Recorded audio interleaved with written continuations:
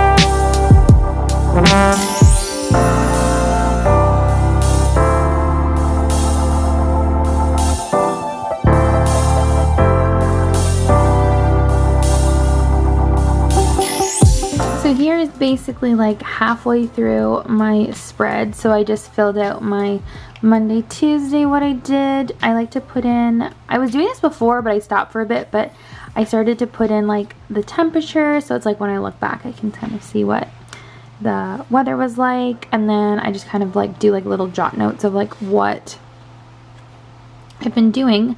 So that's my spread for this week. I wanted to kind of flip back through and show you guys like what my journal looked like kind of when I first started, because I feel like I've come a ways from it. So this is basically like my overview. So I just have like a yearly view. I was trying to figure out what that was. I have a yearly view of obviously 2019, and then I kind of have it this way so I can write in like important dates and birthdays and such. I made a movie log, which I still have to fill in because I've seen, oh my gosh, I'm just realizing now that I spelled Aladdin wrong. That's great. I have to fill in more movies that we've seen already this year, but I want to fill this up with all the movies that we've seen for the year. And then this was my first like monthly spread. I thought that I would be like filling it out more, but obviously I didn't. And then I tried to do a mood and a habit tracker. Obviously didn't finish either of those. And then here is like my weekly. So my weeklies have pretty much stayed the same. I would kind of put stickers in, and I do a little bit more doodling. But they pretty much have stayed the same, other than before I used to do, that's awkward that that's my, I quit that job like a couple days later. That's terrible. I basically like, I would actually jot everything, like it was more of a jot note planner, and then obviously like later on it would get into more of like actually like journaling.